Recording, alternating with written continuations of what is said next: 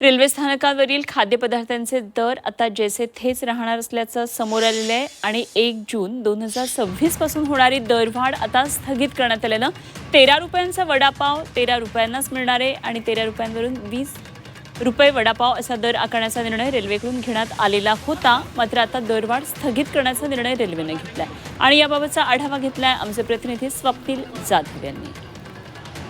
Railway स्थानकांवरती होणारी खाद्यपदार्थाची दरवाढ ही स्थगित करण्यात आलेली आहे. खरं तर वडापाव 13 रुपयाला मिळतो, तो 20 रुपयाला मिळणार होता. 1 जूनपासून ही दरवाढ करण्यात येणार होती, मात्र रेल्वेकडून ही दरवाढ स्थगित करण्यात येणार आहे. मध्य रेल्वेच्या मायनर स्टॅटिक कॅटरिंग युनिट्समध्ये विक्री होणाऱ्या खाद्यपदार्थांच्या दरवाढीचा निर्णय जो आहे तो तात्पुरत्या स्थगित करण्यात आलेला आहे. वडापाव असेल, समोसा असेल, इतर खाद्यपदार्थ होते याच्यामध्ये वाढ करण्यात येणार होती. मात्र 1 जूनपासून ही वाढ लागू होणार होती. त्यापूर्वीच आता काही दिवसांपूर्वीच ही दरवाढ जी आहे ती स्थगित करण्यात आली आहे. त्यामुळे सर्वसामान्य नागरिकांना खरं तर मोठा दिलासा आहे. खरं तर रेल्वेच्या या कॅन्टीनमध्ये अनेक सामान्य नागरिक असतात, प्रवासी असतात, कर्मचारी असतात. ते दुपारचा नाश्ता, सकाळचा नाश्ता, दुपारचं जेवणसुद्धा हे करत असतात. मात्र कुठेतरी दरवाढ होणार यामुळे अनेक प्रवाशांमध्ये संतप्त भावना होती. मात्र या संतप्त भावनेपुढे रेल्वेने कुठेतरी हात टेकले का असा प्रश्न या ठिकाणी उद्भवतोय. कारण रेल्वेकडून जो निर्णय घेण्यात आला होता तो निर्णय आता मागे घेण्यात आलेला आहे. त्यामुळे 1 जूनपासून जी खाद्यपदार्थांची दरवाढ होणार होती